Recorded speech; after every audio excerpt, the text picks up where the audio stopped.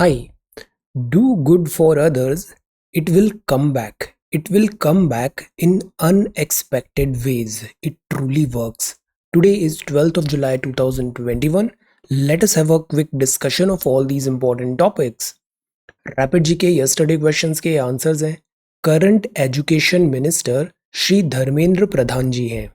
Ayush ministry अभी Shri Sarbananda Sonowal ji handle कर रहे हैं। श्री भूपेंद्र यादव जी मिनिस्टर हैं environment forest and climate change के। श्री नितिन जयराम गडकरी जी मिनिस्टर हैं रोड ट्रांसपोर्ट एंड हाईवेज के।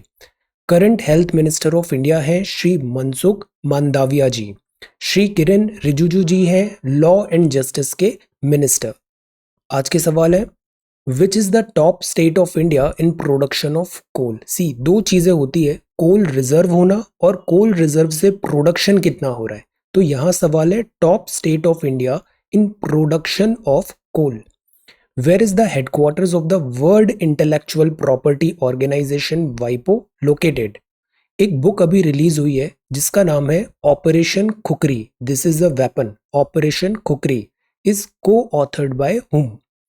Where is the headquarter of Fitch ratings situated. Fitch ratings जो कंट्रीज की इकोनॉमिक कंडीशन के अकॉर्डिंग रेटिंग्स देती है, इसका हेडक्वार्टर कहाँ पर है। ग्रैंड इथियोपियन रेनेसांस डैम कुछ ही दिन पहले मैप में देखा था। It is located on the bank of which river. Valmiki national park, ये अकेला नेशनल पार्क है इस राज्य का, और उस राज्य का नाम क्या है। So these are 6 questions for today. आज की वोकेबुलरी है सबड्यूड। सबड्यूड मतलब वो क्वाइट है, सॉम्बर है, that is subdued response. Precarious का मतलब होता है अनसर्टेन होना, डिपेंडेंट होना ऑन चांस।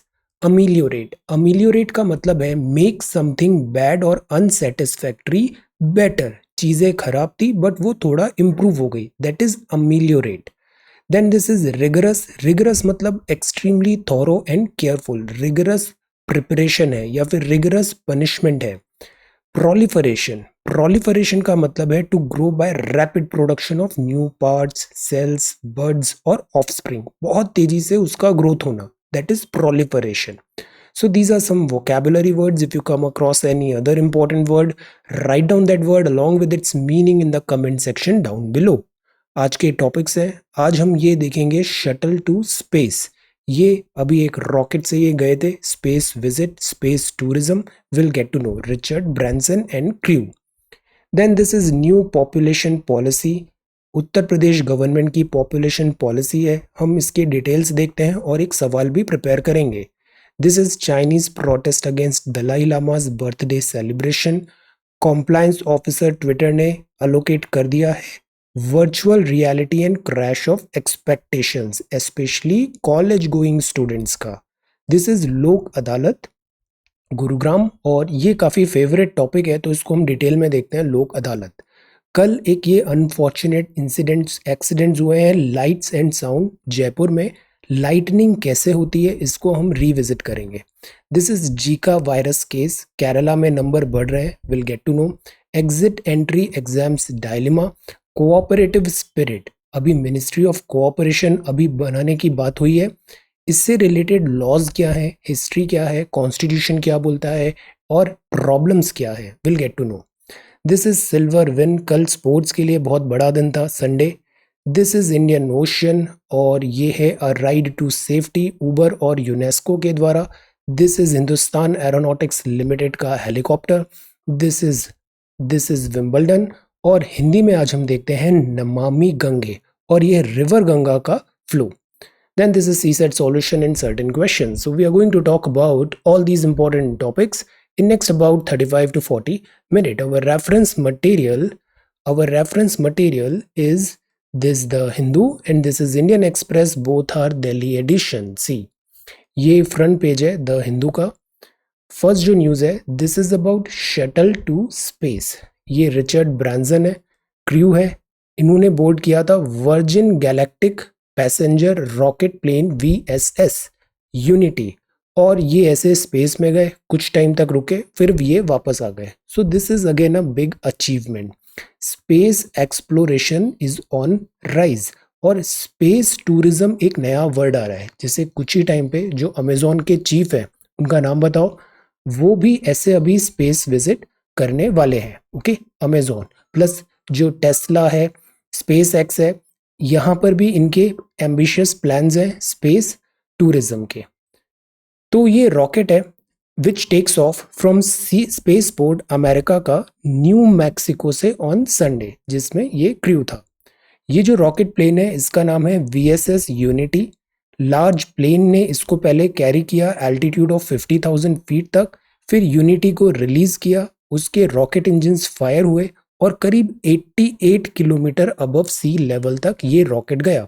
सी, आपने क्लाइमेटोलॉजी का चैप्टर पढ़ा है ज्योग्राफी की फर्स्ट बुक क्लास 11th। इसमें ये दिया हुआ है कि जो हमारा प्लैनेट अर्थ होता है इसके ऊपर ऐसे पहले ट्रोपोस्फेयर होता है, फिर स्ट्रेटोस्फेयर होता है, फिर ऐसे करके डिफरेंट डिफरेंट लेयर्स है। ब्लैंकेट है एटमॉस्फेयर का। So this is 88 kilometre above sea level. तो दिस इज स्पेस। तो ये रॉकेट इंजन इस यूनिटी को स्पेस तक लेके गया था। हाईएस्ट पॉइंट है, अब जैसे अर्थ है ना, अर्थ क्या है, जियोइड है। तो अर्थ में अगर हम ऊपर ऐसे जाते हैं तो अर्थ प्लेन नहीं है, अर्थ जो है वो स्फेरिकल दिखती है, उसका कर्वेचर नजर आने लग जाता है। तो हाईएस्ट पॉइंट पे जब वो बोर्ड थे तो ब्लैकनेस ऑफ स्पेस दिखा, बिकॉज अर्थ का जो स्काई है वो ब्लू इसलिए दिखता है because of this climate, because of this blanket जो एटमॉस्फेरिक ब्लैंकेट है, और इसमें जो ब्लू लाइट है विबग्यो और रिफ्रैक्शन हो रहा है, इन सब चीज़ों के कारण ये स्काई ब्लू दिखता है। बट अगर अपन स्पेस से देखेंगे तो स्काई ब्लैक नजर आएगा। तो इनको ब्लैकनेस ऑफ स्पेस दिखा। 4 मिनट तक एपरेंट वेटलेसनेस हुआ बिकॉज ग्रेविटी नहीं है। Plane then reentered the atmosphere and glided to a landing. So this is a very big achievement, और इसने ओपन करने हैं बहुत सारे एवेन्यूज स्पेस टूरिज्म और स्पेस एक्सप्लोरेशन के। So let us see, this is just a beginning. अब जो नेक्स्ट है, this is about new population policy keeps all sections in mind. See, population का जो थ्योरी होता है वो हमने देखा है, जितनी भी पॉपुलेशन होती है ना, सबसे ज़्यादा पॉपुलेशन वहाँ होती है जहाँ वाटर अवेलेबिलिटी ज़्यादा हो, जहाँ पर प्लेन हो, लैंड फेवरेबल हो ह्यूमन सेटलमेंट के। ज्योग्राफी अगेन क्लास 12th का फर्स्ट बुक। तो पॉपुलेशन इंडिया की अगर हम देखें ना तो मैक्सिमम पॉपुलेशन जो कॉन्सेंट्रेटेड है वो दिस गैंगेटिक रिवर के अक्रॉस है, गैंगेटिक रिवर के बैंक में है। जैसे कि UP is highly populated, Bihar is highly populated, West Bengal is highly populated. तो ये जो पूरे स्टेट्स हैं यहाँ पॉपुलेशन बहुत ज़्यादा है, और rising population is the root of major problems, ये यहाँ के चीफ मिनिस्टर ने बताया। See, population again favourite topic है। पॉपुलेशन में कुछ ही दिन पहले हमने डेमोग्राफिक ट्रांजिशन थ्योरी पढ़ा, हमने ये भी देखा पॉपुलेशन स्ट्रक्चर के पिरामिड्स कैसे होते हैं। अब ये बात है इंडिया का, बिकॉज 2.1 जो है ये फर्टिलिटी दिस रेट होती है। टोटल फर्टिलिटी रेट अगर 2.1 है तो मतलब पॉपुलेशन स्टेबल है। इंडिया में ये ज़्यादा है तो पॉपुलेशन एक्सपैंड हो रही है, और पॉपुलेशन के हिसाब से रिसोर्सेज नहीं होंगे तो ये पॉपुलेशन एक बर्डन हो जाती है।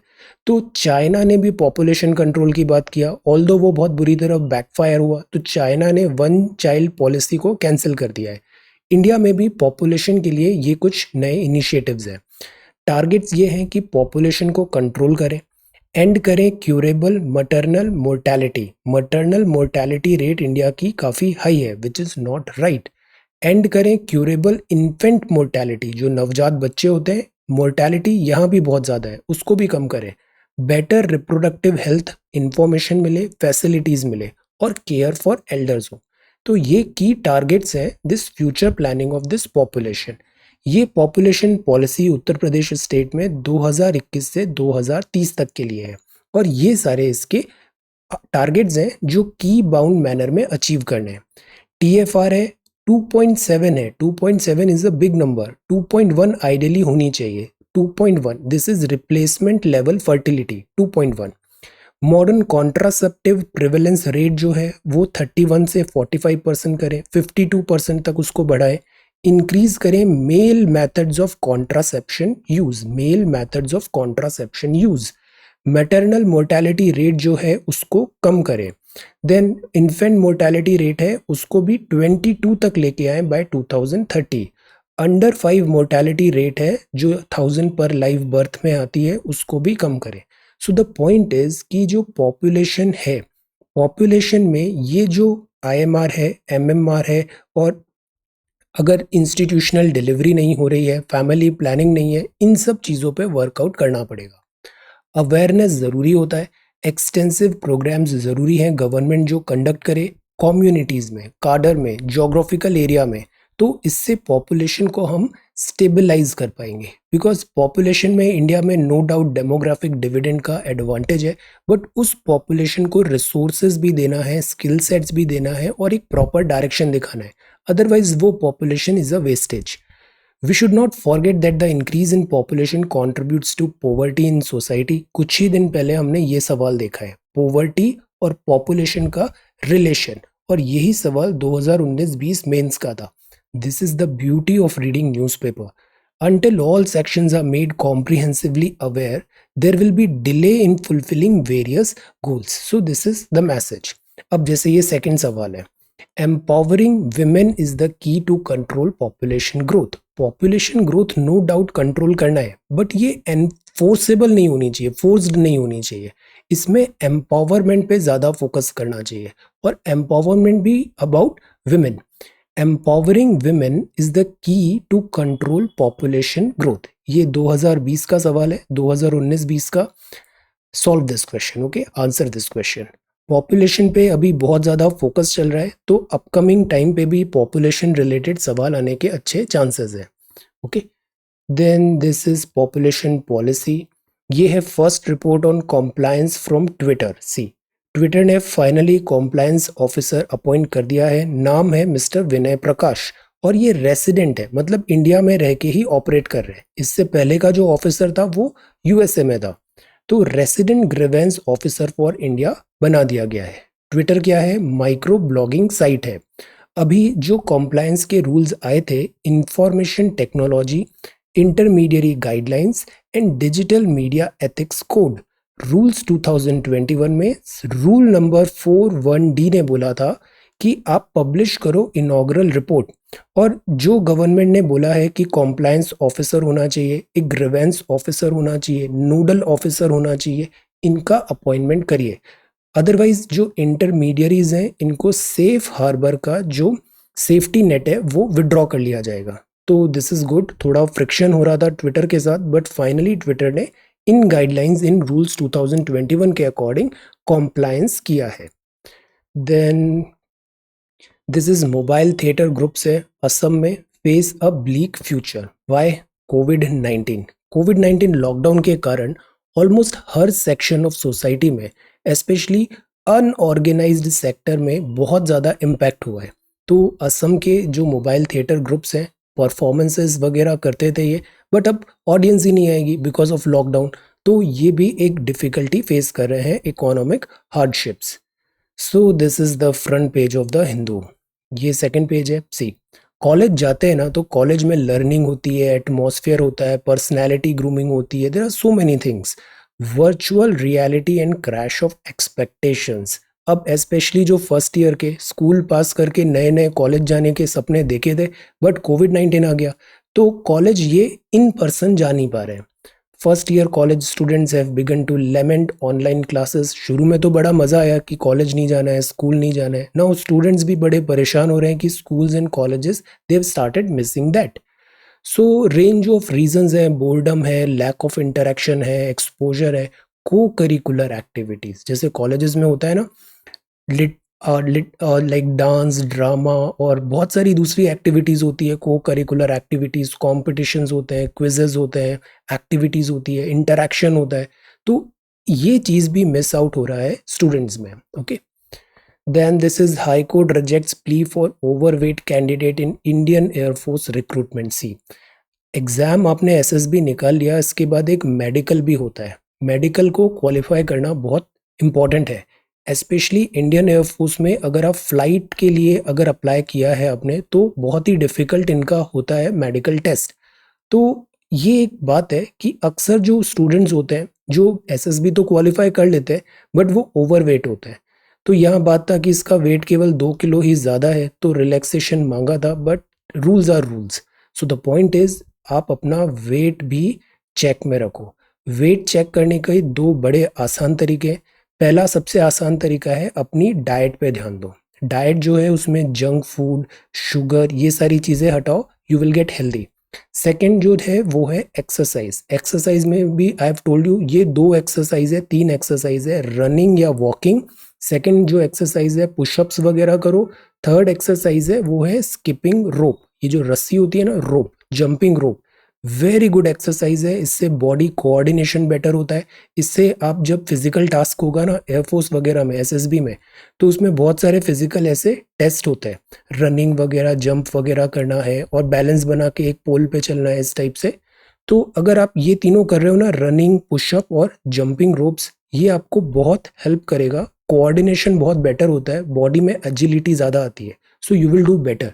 तो फोकस ऑन योर हेल्थ, इस पार्ट को नेग्लेक्ट नहीं करना है, वरना एग्जाम क्वालिफाई करके भी सिलेक्शन नहीं होता है। ओके, तो this is a year after deluge, slum victims wait for rehabilitation. यह न्यूज़ है लोक अदालत का। लोक अदालत भी एक फेवरेट टॉपिक है यूपीएससी का। लोक अदालत हमने पहले भी बात किया है अ मंथ बिफोर, इसको एक बार क्विकली रिवाइज करते हैं। जैसे लोक अदालत के सवाल आए कि डिस्प्यूट विद, लोक अदालत क्या है? अल्टरनेट डिस्प्यूट रेड्रेसल सिस्टम है। नॉर्मल कोर्ट है, कोर्ट के पास वर्कलोड बहुत ज़्यादा है, तो हमें दूसरे सिस्टम भी चाहिए जो, जैसे ट्राइब्यूनल्स बनाए थे ना, ऐसे कुछ ऐसे केसेस हैं वो ऑल्टरनेट डिस्प्यूट रेड्रेसल सिस्टम के थ्रू सॉल्व हो जाए, तो कोर्ट का वर्कलोड भी कम होगा। तो हमें अलग अलग तरीके, नॉर्मल कोर्ट के अलावा भी केसेस कैसे सेटल हो, तो उसका एडीआर का एक एग्जाम्पल है लोक अदालत। जैसे सवाल आया था, डिस्प्यूट मोबाइल सेलुलर कंपनी के, मोटर एक्सीडेंट के, पेंशन के, इनमें से कौन से केसेस लोक अदालत ले सकती है? आंसर 2005 का सवाल है। फिर 2010 में भी एक सवाल आया था, लोक अदालत है, इसका ज्यूरिसडिक्शन सेटल करता है मैटर प्री लिटिगेटिव स्टेज में, मतलब लिटिगेशन, कोर्ट कचहरी के काम से पहले ही उसको सेटल कर सकता है, not those matter pending before any court. तो क्या जो मैटर कोर्ट पे पेंडिंग है वो लोक अदालत मैटर उसको ले सकती है या नहीं? Answer, Lok Adalat can deal with matter which are civil and not criminal. Every Lok Adalat consist of either serving or retired judicial officers only and none of the statement. इन चार में से बताना है कौन सा स्टेटमेंट करेक्ट है। Okay, so this is again one question of 2010। इसके बाद भी सवाल आए हैं 2013, 17, इस टाइप से। तो Lok Adalat is a very important topic. See, justice delayed is justice denied and justice hurried is justice buried. तो we need to have this justice में एक फेयरनेस होना जरूरी है। जस्टिस जो है वो पुअर जो होते हैं, जो कॉन्स्टिट्यूशनल मैंडेट दिया है कि जो पुअर है, एवरी सेक्शन ऑफ सोसाइटी है, जस्टिस वहां पर भी अवेलेबल होना चाहिए, जस्टिस अफोर्डेबल होना चाहिए, जस्टिस टाइम बाउंड मैनर में होना चाहिए। तो हमारा लीगल सिस्टम इसकी तरफ ट्राई करता है फेयर ट्रीटमेंट। तो जो लोक अदालत है, अब इसके वर्ड में ही मीनिंग में देखिए, लोक मतलब पीपल, अदालत मतलब कोर्ट। तो ये जनता की कोर्ट है जो जनता के पास जाके सारा जो जुडिशरी का मैटर है उसको सिंप्लीफाई करने की कोशिश करेगी। मेक जस्टिस एक्सेसिबल, अफोर्डेबल, ये एक फोरम है जिसमें पीपल की जो प्रॉब्लम्स हैं उसको एक ऑल्टरनेट वे में सॉल्व करने की कोशिश की जाती है। जो लोक अदालत है इसके प्रोविजंस बहुत पहले से आ रहे थे। 49 में हरि वल्लभ पारेख एक डिसाइपल थे महात्मा गांधी जी के, इन्होंने लोक अदालत पॉपुलराइज किया था गुजरात में। फिर कॉन्स्टिट्यूशन आता है 42nd अमेंडमेंट एक्ट 1976। इसका आर्टिकल 39A बोलता है equal justice and free legal aid. फिर लीगल सर्विस अथॉरिटी एक्ट 1987 आता है, जिससे बाद में नालसा वगैरह बनेंगे। नालसा पे भी सवाल आया है प्रीलिम्स में। ये आता है 1995 में इनेक्ट होता है। बात होती है free and competent legal services देना है weaker section of the society को, ये मैंडेट है। ऑर्गेनाइज करें लोक अदालत, सिक्योर करें ऑपरेशन ऑफ लीगल सिस्टम जो प्रमोट करे जस्टिस और इक्वल अपॉर्चुनिटी मिले। तो सी कीवर्ड्स क्या आ रहे हैं? एक्सेसिबल हो, टाइम बाउंड मैनर में हो, अफोर्डेबल हो और इक्विटी एंड इक्वालिटी हो। तो जो लोक अदालत है ये छोटे मोटे बहुत सारे केसेस देखती है। डिस्पोज्ड एक ही दिन में कई बार हो जाते हैं, कोई फी वगैरह नहीं होता। प्रोसीजरल फ्लेक्सिबिलिटी होती है, मतलब कोर्ट के जो नियम है ना उसको एज इट इज़ बहुत ज़्यादा उसके अराउंड स्टिक नहीं होना है, प्रोसीजरल फ्लेक्सिबिलिटी है। फोकस लोक अदालत में होता है कि यहाँ पे अमिकेबल रिजोल्यूशन हो, मतलब कुछ समझौता हो जाए, समझौता कि जो दोनों पार्टी है वो आपस में मिलजुल के जो भी डिस्प्यूट था उसका एक समझौता कर ले। तो उससे क्या होगा, समझौता वाइज अगर यहाँ पे डिसीजन आ रहा है तो आप डिसीजन के अगेंस्ट अपील भी नहीं कर सकते। तो ये एमिकेबल रिजोल्यूशन होता है। यहाँ नो स्ट्रिक्ट एप्लीकेशन होता है प्रोसीजरल लॉ का, जैसे कि कोड ऑफ सिविल प्रोसीजर 1908, इसका स्ट्रिक्ट एप्लीकेशन नहीं होगा। इंडियन एविडेंस एक्ट 1872 का भी स्ट्रिक्ट एप्लीकेशन नहीं होगा। इकोनॉमिक अफोर्डेबिलिटी है, अगर कोर्ट में अपने फी दे के, कोर्ट में तो पैसे लगते हैं, बट लोक अदालत में अगर कोर्ट में कोई फी दिया है और वो केस लोक अदालत में फिर ट्रांसफर होता है तो आपकी फी रिटर्न हो जाएगी। There are no court fees. तो अफोर्डेबिलिटी, जो भी मैटर लोक अदालत पे आते हैं। फाइनलिटी ऑफ अवार्ड है, as no further appeal is allowed. Lok Adalat के डिसीजन पे आप अपील नहीं कर सकते, वरना हाई कोर्ट के डिसीजन के लिए तो आप सुप्रीम कोर्ट जा सकते हो, बट लोक अदालत में ऐसा नहीं है। बिकॉज लोक अदालत का कॉन्सेप्ट ही यही है कि यहाँ पे एक समझौता हो रहा है, अमिकेबल सेटलमेंट हो रहा है डिस्प्यूट का। तो दिस इज लोक अदालत। लोक अदालत में बहुत ज़्यादा अच्छा काम भी किया है, एमिकेबल सेटलमेंट भी हुआ है, बट पिछले कुछ टाइम से ये न्यूज़ आ रही थी कि जस्टिस हरिड हो रहा है, बहुत जल्दी जल्दी डिसीजन हो जाता है, लोगों को समझ नहीं आता और वो जस्टिस बरिड हो जाता है। So we need to find a balance, we need to find a balance. Justice delayed भी नहीं होना चाहिए और जस्टिस हरिड भी नहीं होना चाहिए। Okay, then this is next one. यहाँ वाटर शॉर्टेज है दिल्ली में due to its mismanagement. This is light and sound. ये क्या है, ये है हवा महल, बहुत ब्यूटीफुल आर्किटेक्चर है जयपुर में। यहाँ आप जाते हो ना, आई हैव बीन हियर, तो ऐसा लगता है नेचुरल एसी है, ये natural AC, air condition. So this is हवा महल। जयपुर में कल एक बहुत अनफॉर्चुनेट इंसिडेंट्स हुए लाइटनिंग के। लाइटनिंग भी हमने पहले पढ़ा है, 16 मई 2021 के नोट्स आप देखो, वहाँ पर बड़े डिटेल में बात किया था लाइटनिंग का। लाइटनिंग क्या होता है कि अक्सर हम रेनी सीजन में लाइटनिंग, बिजली गिरती है। लाइटनिंग क्या होता है, जैसे ये क्लाउड्स बनते हैं। क्लाउड्स कैसे बनते हैं, वाटर एवापोरेशन हो रहा है, अपड्राफ्ट हो रहा है, तो पानी के ऐसे ऊपर क्लाउड्स बनेंगे। ये जो क्लाउड्स होते हैं ना, बिकॉज वाटर इनका ओरिजिन है, और वाटर हमें पता है दिस पोल्स बनते हैं, उसमें पॉजिटिव नेगेटिव चार्ज सेपरेशन होता है। तो क्लाउड्स में भी इस टाइप से चार्ज सेपरेशन हो जाता है, positive negative. Negative charge usually नीचे की तरफ होता है। तो दो टाइप की लाइटनिंग होती है, एक तो होती है, तीन बोल सकते हैं, एक तो होती है इंट्रा क्लाउडी लाइटनिंग हो जाए, मतलब एक बादल है उसी के अंदर चार्ज सेपरेशन है, बीच में एक कोई कंडक्टर मिला तो चार्ज का पास होगा और चार्ज के पास को लाइट बोलते हैं। Flow of electron is called electricity. तो एक इलेक्ट्रिसिटी फ्लो होगी जब यहाँ पे कोई कंडक्टर मिल जाएगा इन्हें। कंडक्टर मॉइस्चर हो सकता है। सेकंड जो होता है वो होता है इंटर क्लाउड, एक क्लाउड से दूसरे क्लाउड में। तो लाइटनिंग होती है और उसके बाद फिर साउंड आती है, ब्लास्ट आता है। तीसरा जो डेंजरस है वो है लाइटनिंग क्लाउड से जमीन पे आए, जमीन में कहीं पे पॉजिटिव चार्ज दिख रहा है तो यहाँ नेगेटिव, यहाँ पॉजिटिव, मॉइस्चर ज्यादा है, तो this is cloud to ground lightning. इसको स्टॉप करने के लिए होते हैं तड़ित चालक। तड़ित चालक अक्सर बिल्डिंग के टॉप में यहाँ पे लगा देते हैं, तो वो उस लाइटनिंग के चार्ज को नीचे अर्थ में लाके ग्राउंड कर देता है। तो दिस इज लाइटनिंग। तो कल ये एक्सीडेंट हुआ है, काफी सारे इनोसेंट टीनेजर्स थे, we lost lives. These are Assam Mizoram border row flares again. 3 more Zika cases take Kerala's tally to 18. ये जो जूनोटिक डिसीजेज है ना, इसका थ्रेट खत्म ही नहीं हो रहा है। जैसे जीका वायरस है, ये अभी फिर केरला में केसेस बढ़ने लग गए। जीका वायरस देखे ना तो बेसिकली ये वायरस इन्फेक्ट करता है मच्छर को, मॉस्किटो को। मॉस्किटो से ये ह्यूमन में ट्रांसफर होता है। ह्यूमंस में भी ये सेक्सुअल ट्रांसमिशन पॉसिबल है। इस बात पे सवाल आया था 2017 प्रीलिम्स में कि जीका वायरस कैसे कैसे ट्रांसफर हो सकता है। तो जीका वायरस सेक्सुअल ट्रांसमिशन हो सकता है। अब फीमेल है तो जो बेबी है, जीका वायरस फिर बेबी में भी मदर टू चाइल्ड ट्रांसफर हो सकता है, वर्टिकल ट्रांसमिशन पॉसिबल है। और इस केस में जो बेबीज होते हैं उनको माइक्रोसेफेली पाया गया था। माइक्रोसेफेली मतलब ये जो सर का साइज है ना, हेड का, ये थोड़ा डिस्टॉर्ट हो जाता है। तो this is Zika. Zika is again very very dangerous. ये ट्रांसमिट होता है बाइट ऑफ इन्फेक्टेड मॉस्किटो से, एडिस जेनस जिसका नाम है Aedes aegypti, during the day, दिन के टाइम पे।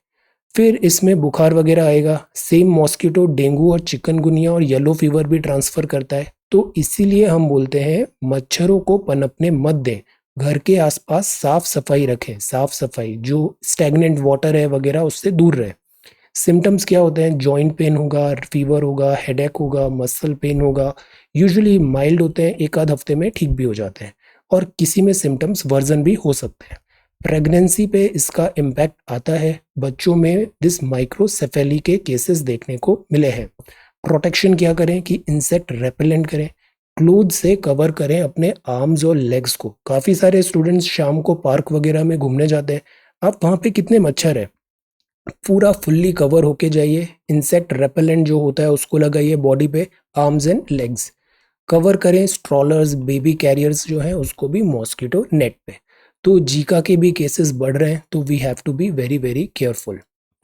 Then this is education plus. इसमें लिखा है exit entry exams dilemma. See, हमारे यहाँ जैसे 12th बोर्ड भी हो रहा है। 12th बोर्ड में अब जो बोर्ड के हिसाब से आप पढ़ोगे, और जो कॉम्पिटिटिव एग्जाम है, चाहे आपको आईआईटी का देना है, इंजीनियरिंग या फिर मेडिकल का देना है, तो जो बोर्ड में आपने पढ़ा है 11th 12th में और जो एग्जाम में पूछा गया है, इन दोनों में बड़ा गैप आ जाता है। तो we need to work on this syllabus and pattern of class 12th board and 11th, so that students ऐसे रेडी हों कि वो एंट्रेंस एग्जाम्स के लिए भी प्रिपेयर रहे। Needs to be fixed. So we need this smooth transition from school to higher education. ये जो दो ट्रांजिशन होते हैं ना, इन दोनों ट्रांजिशन पे we need to work harder. पहला ट्रांजिशन तो जो 11th 12th से एंट्रेंस एग्जाम का है, तो इधर बड़े गैप है। एंट्रेंस एग्जाम में अलग लेवल का पूछा जाता है, स्कूल में अलग लेवल की तैयारी होती है, तो इसमें मैच कराना ज़रूरी है। सेकंड, कॉलेज में अलग लेवल की पढ़ाई होती है, और जब आप जॉब करने जाते हो तो requirement is different. Requirement is different, तो यहाँ भी बहुत बड़ा मिसमैच है इंडस्ट्री की रिक्वायरमेंट का, जॉब की रिक्वायरमेंट का, और जो कॉलेज में पढ़ाया जा रहा है। तो इस गैप को भी फिल करना ज़रूरी है। Bridge this gap. Broaden your horizons, broaden your horizon. जब आप यंग रहते हो ना, you should be open minded. Try to explore कि अच्छा लॉ है क्या है, पहले से ही एक प्री कंसीव्ड नोशंस नहीं बनाने चाहिए करियर के वाइज में। Broaden your horizons. Okay. Learning का जो एक होता है ना, इंक्यूजिटिवनेस, वो हमेशा रहनी चाहिए। इंक्यूजिटिवनेस, कितना सीखने की क्षमता है आप में। Be a student. Cooperative spirit. अब ये भी अगेन फेवरेट टॉपिक है यूपीएससी का, बड़े सवाल आए हैं इससे। अभी एक नई मिनिस्ट्री बनी है। अब सी, अभी हमने पहले देखा कि एक नई मिनिस्ट्री बनी, अब इस पे और न्यूज़ डेवलप हो रही है। This is a very good strategy to cover current affair for examination purposes. इससे टाइम वेस्ट नहीं होता है, डुप्लीसिटी नहीं होती, और लर्निंग जो होती है ना वो बड़ी सेटल्ड होती है, होलिस्टिक सिस्टमेटिक होती है। तो हमने पहले कोऑपरेटिव देखा, हिंदी में भी देखा, एक नई मिनिस्ट्री बनी है। ये कैटलिस्ट की तरह काम करे, कमांड सेंटर नहीं हो फॉर द सेक्टर। किस सेक्टर के लिए? कोऑपरेटिव्स के लिए। कोऑपरेटिव्स क्या होते हैं? जैसे अमूल डेयरी वगैरह हुए, बहुत सारे लोग मिलके साथ में आ रहे हैं, कॉमन पर्पस है, कॉमन गोल है, ग्रास रूट लेवल पे है, and they are working towards combined collective strength से working towards their goal, that is cooperative, cooperative. तो ये जो कॉन्सेप्ट है ना, ये कॉलोनियल रूल 1904 से स्टार्ट हो गया था। 2002 में आया multi state cooperative societies act, but ये सफिशिएंट नहीं था। कोऑपरेटिव जरूरी है, इसलिए इसको जगह दी हमने कॉन्स्टिट्यूशन में। 97th कॉन्स्टिट्यूशनल अमेंडमेंट एक्ट 2011 में जो आया, वहां पे कॉन्स्टिट्यूशन में बकायदा मेंशन किया इन मैनेजमेंट ऑफ कोऑपरेटिव्स का। आर्टिकल 19(1)(c) थी, ये प्रोटेक्शन देता है कोऑपरेटिव्स को। फिर आर्टिकल 43(b) भी इंसर्ट हुआ, और एक पार्ट 9(b) करके एक नया पार्ट आया अबाउट कोऑपरेटिव। तो कोऑपरेटिव को वैलिडेशन मिल गया, कॉन्स्टिट्यूशनल अथॉरिटी मिल गई। कोऑपरेटिव्स डोमिनेट करते हैं, डोमिनेंट है स्पेशली एग्रीकल्चर में, क्रेडिट पे, मार्केटिंग पे, और भी बहुत सारे इनके केसेस हो सकते हैं। इफ्को जैसे है फर्टिलाइजर में, मिल्क में, कॉटन में, हैंडलूम में, हाउसिंग में, एडिबल ऑयल में, शुगर, फिशरी में, यहाँ ये फॉर्मेडेबल है। तो cooperatives are important, cooperatives are very very important, और इनका जो वर्क है वो ग्रास रूट लेवल पे है। तो इसीलिए कोऑपरेटिव्स स्टेट लिस्ट में आते हैं। कोऑपरेटिव्स जो हैं वो state list in the constitution में। Centre will have to innovate to provide legal sanctity of the new ministry, जिसका नाम है मिनिस्ट्री ऑफ कोऑपरेशन। तो that is why I said let's wait for some time कि centre अब इसमें क्या reason देती है मिनिस्ट्री ऑफ कोऑपरेटिव्स में, बिकॉज कोऑपरेटिव्स जो आते हैं वो आते हैं state list of the constitution में। तो देखते हैं। अब प्रिमाइस ये होना चाहिए कि जो भी डिसीजंस हो कोऑपरेटिव के, वो कोऑपरेटिव के जो स्टेक होल्डर्स हैं उनके फेवर में होना चाहिए। यहाँ ओवर कंट्रोल नहीं होना चाहिए। Food security, poverty alleviation, environment management, ये बड़े इंपॉर्टेंट रोल हैं जो कोऑपरेटिव्स कर सकती है। तो लेट अस सी अब इसमें आगे क्या होता है।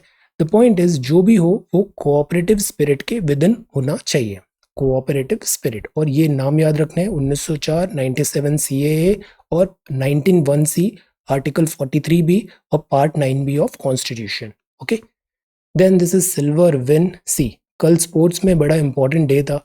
मेसी जीत गया Copa America more than the rest of Argentina. Messi पे अक्सर ये चार्जेस लगते थे कि इंडिविजुअल या फिर बार्सिलोना के लिए तो बहुत अच्छा खेला है, बट मेसी जो आता है अर्जेंटीना से, अर्जेंटीना को कोई ऐसा बड़ा विन नहीं दिलाया, बट फाइनली ये मैच जीत गए, वो ब्राजील को हराया।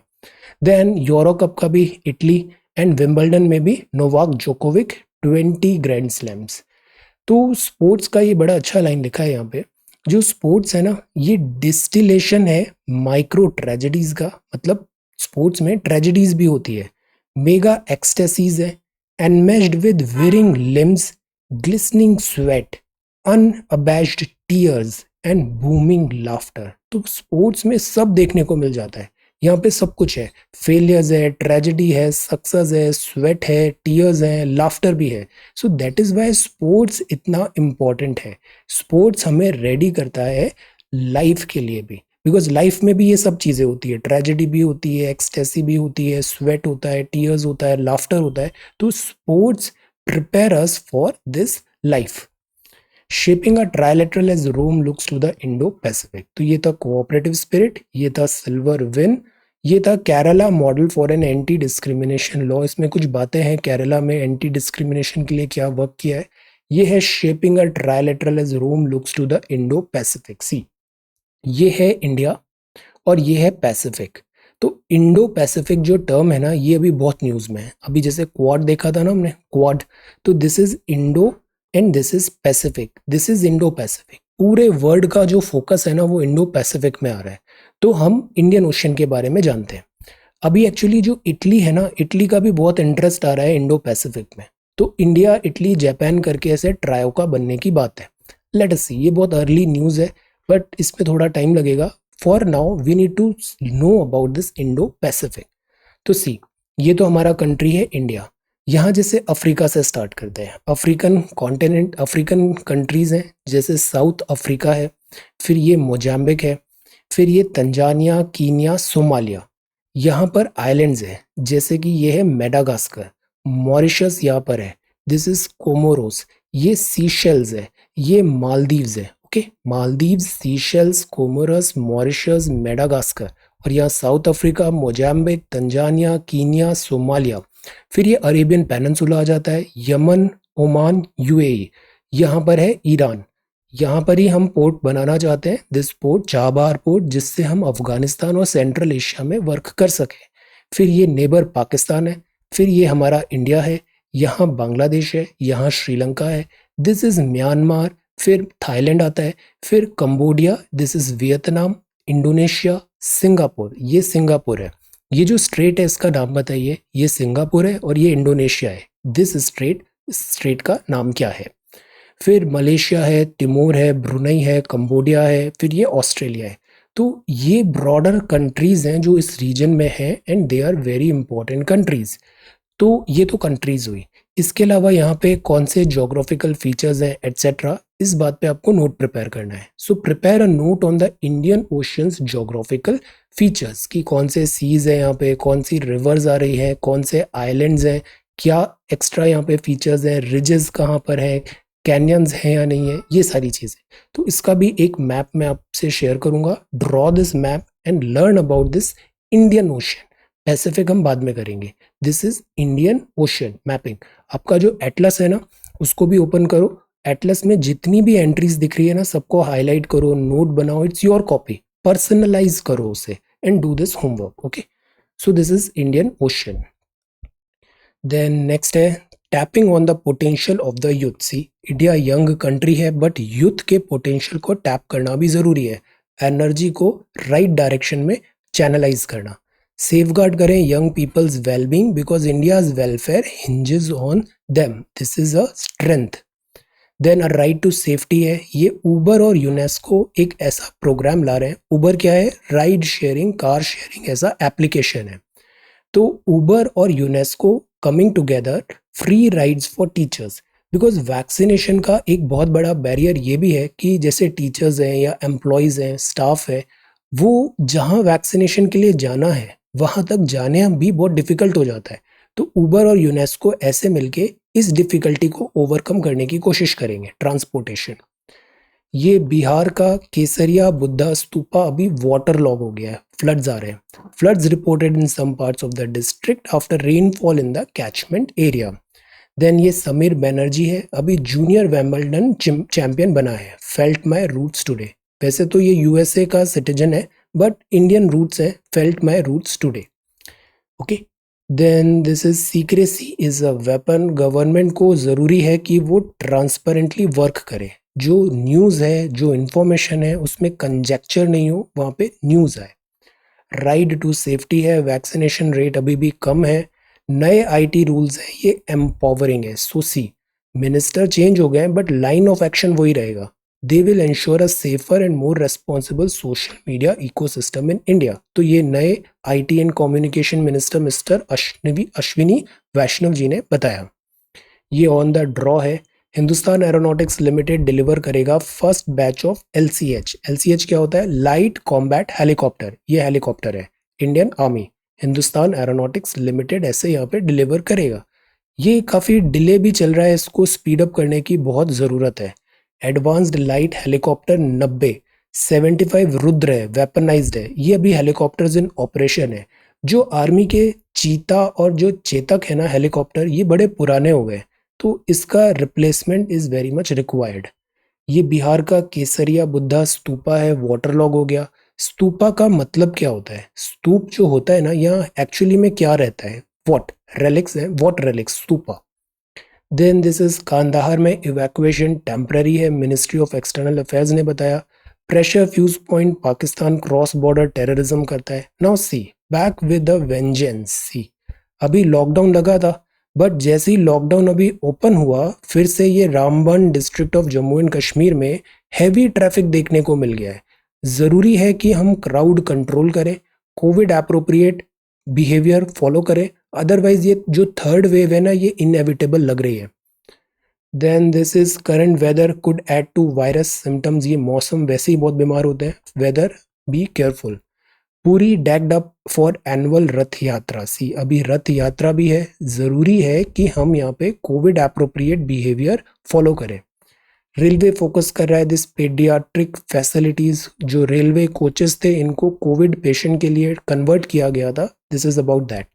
केरला कनेक्शन है विंबलडन सेमीज फाइनल में। योगा ट्रेनर्स, योगा ट्रेनर, योगा जो है ना वो स्पोर्ट्स में भी बहुत हेल्प करता है। योगा जैसे जोकोविक का भी आगे पढ़ेंगे, जोकोविक का जो मेंटालिटी है, फोकस है, that is extra ordinary, dedication towards work extra ordinary. Kabul airport में एंटी मिसाइल सिस्टम है, फाइट चल रहा है यहाँ पे। ये रिचर्ड ब्रांसन है, takes off first in space tourism race. आने वाले टाइम पे इस पे एक सवाल बनाएंगे, space tourism race. Hong Kong pro democracy है एंड दिस इज इन्वेस्टमेंट का रिस्क है। कार आप जब भी बेचते हो ना, तो केवल पैसे ले लेने से, चाबी हैंड ओवर करने से कार का सेल कंप्लीट नहीं हुआ है। इसका जो रजिस्ट्रेशन सर्टिफिकेट है, आरसी है, जो ऑनर है ना वो भी चेंज होना चाहिए, वरना अदरवाइज आपकी कार के साथ कुछ एक्सीडेंट होता है या फिर कुछ और यूजेज होते हैं उसके, रॉन्ग यूजेज, तो आप उसके लिए रिस्पॉन्सिबल होगे। So whenever you are selling your car, पूरा प्रोसेस कंप्लीट करें, आरसी में नाम चेंज होना चाहिए। Argentina buries ghost of the past, this is good. और ये है Djokovic. See, excellent performer, excellent athlete, अभी ये भी 2020 excellent. Australian open, French Wimbledon, US. Djokovic का काफ़ी वेल डिस्ट्रीब्यूटेड है। जैसे फ्रेंच ओपन में तो नो डाउट नडाल ने तो मतलब बहुत ज़्यादा डोमिनेट किया है, बट जोकोविक ने भी 2 बार फ्रेंच ओपन जीता है और दोनों बार नडाल को हरा के जीता है। फेडरर एक बार जीता था 2009 में, जब सोडरलिंग ने नडाल को हरा दिया था। अदरवाइज फेडरर नडाल को हरा नहीं पाया फ्रेंच ओपन में, बट जोकोविक ने नडाल को हरा के फ्रेंच ओपन जीता है। तो again very good, 9, 2, 6 and 3, very well distributed इसका सारे। तो this is one step towards this GOAT. Then this is managing the pressure, handle करना आना चाहिए, नीरज चोपड़ा, वेरी गुड। ये बहुत प्रॉमिसिंग और बहुत talented javelin throw this sportsman है इंडिया का। Then this is Indian Express, Taliban Kandahar में पहुंच गया है, इंडिया पुल्स आउट नेशनल्स। ये Virgin Galactic founder Richard Branson और ये Indian origin Sirisha Bandla owner, ये यहाँ पे क्रू में फ्लू किए थे स्पेस में। ये समीर बैनर्जी है, जूनियर विंबलडन चैंपियन बना है, felt my roots today. Covid के सीआरपीएफ में, सेंट्रल पुलिस फोर्सेस में इतने केसेस क्यों हुए? बिकॉज पता है ये जो सीएपीएफ वाले हुए, फौज के हुए, इनका मैस एक ही होता है। तो अगर एक को भी कोविड होता है ना, तो वो बहुत जल्दी पूरे ट्रूप प्लेटून में फैल जाता है। तो therefore they are very vulnerable.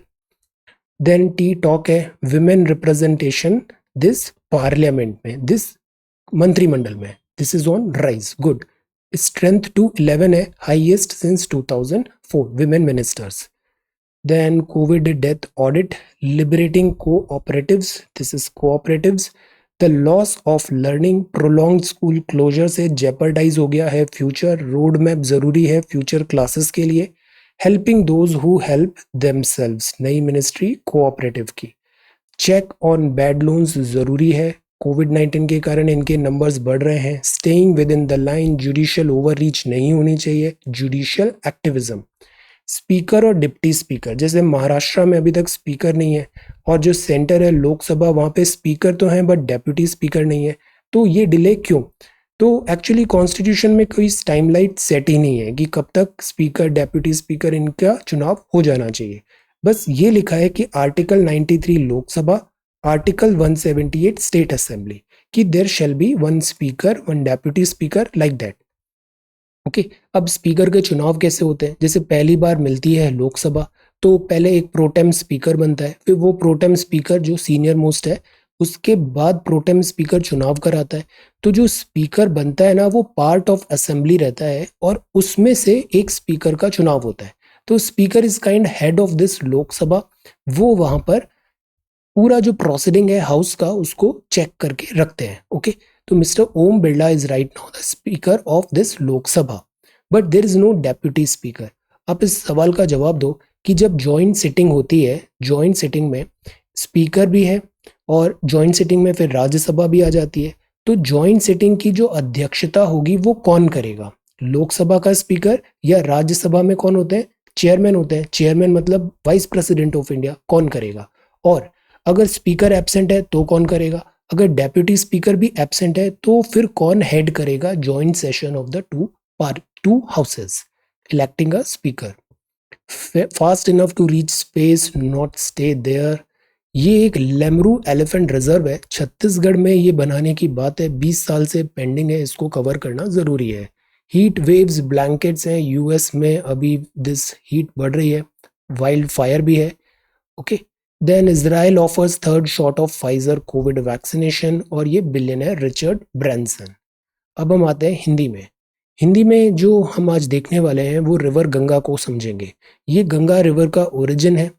शुरुआत में गंगा बहुत प्योर एंड पायस रहती है, पॉल्यूशन नहीं रहता वहां पे, तो क्लीन है और फास्ट फ्लोइंग है। हरिद्वार में ये जमीन पे आ जाती है, समतल मैदान में आने लग जाती है हरिद्वार। फिर हरिद्वार में भी फ्लो ठीक ठाक रहता है। फिर नरोरा आता है, फिर कानपुर आता है, अब इसका पॉल्यूशन लेवल बढ़ना चालू हो गया है। इलाहाबाद आता है, सीवेज इंडस्ट्रियल एफ्लुएंट मिलेगा इसमें।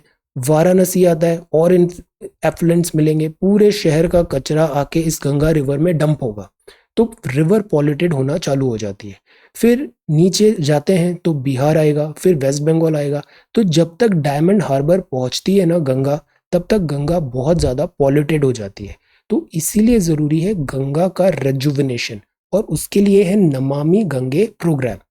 तो नमामि गंगे में नदी का कायाकल्प करने के लिए संस्थागत प्रयास करेंगे, ढांचे को सशक्त बनाएंगे कि यहाँ पे माइक्रोबियल एक्टिविटी है उसको स्टॉप करें, उसके लिए जीआईएस आधारित मैपिंग करें, रियल टाइम वाटर क्वालिटी को मॉनिटर करें, वैज्ञानिक वनीकरण योजना करें, बिकॉज जो ट्रीज होंगे, अगर बैंक ब्यूटिफिकेशन कर रहे हैं तो वहाँ ट्रीज हैं एटसेट्रा हैं, तो ओवरऑल ये पॉल्यूशन ऑफ रिवर को चेक करेंगे।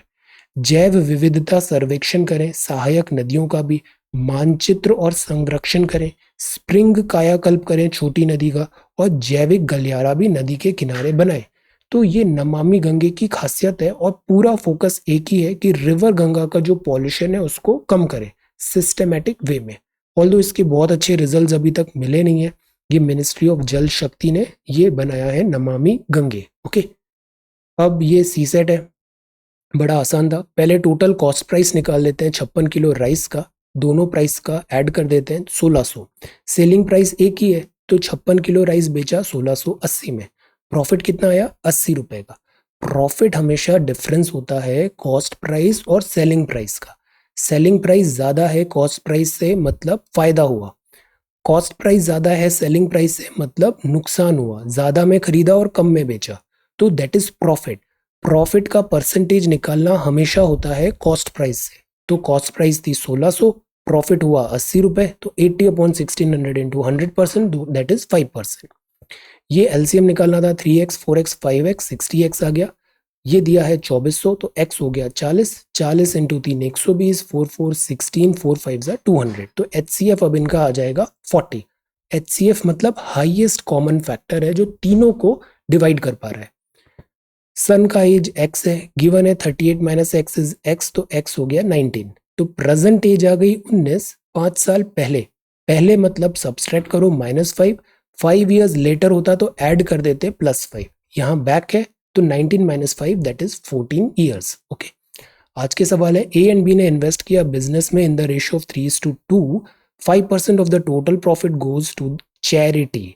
अब बताओ ए का शेयर इतना आया तो टोटल प्रॉफिट कितना होगा? ओके, प्रॉफिट, जो भी प्रॉफिट आता है ना, जो ये रेशियो दिया हुआ है इन्वेस्टमेंट का, उसी के अकॉर्डिंगली प्रॉफिट का भी डिस्ट्रीब्यूशन होता है। ओके, तो ये 3:2 है, इससे आप चैरिटी हटाओ, फिर जो आएगा उसको आप देखो कैसे डिस्ट्रीब्यूट हो रहा है। स्टूडेंट ने मल्टीप्लाई किया नंबर 3/5 इंस्टेड ऑफ 5/3, तो परसेंटेज एरर कितना आया? एरर निकालना है परसेंटेज में, मतलब ओरिजिनल के बेसिस में निकालेंगे आप, बताइए। देन सेलिंग प्राइस डबल हो गया तो प्रॉफिट ट्रिपल हो गया, तो प्रॉफिट परसेंट कितना है? Easy question, do it. So these are 3 questions for today. Okay, अब ये सॉल्यूशन था। This is Namami Gange, Djokovic, excellent excellent this commitment, fitness and work ethics. Then this is ocean, Indian ocean आज prepare करना है। This is cooperative spirit, Zika virus, lightning, और ये है लोक अदालत। दिस इज ट्विटर कॉम्प्लायंस, और ये बताना है empowering women is the key to control population growth. Okay, so this is 12th of July 2021. Thank you so much for watching this video. Take care, study well, and be safe.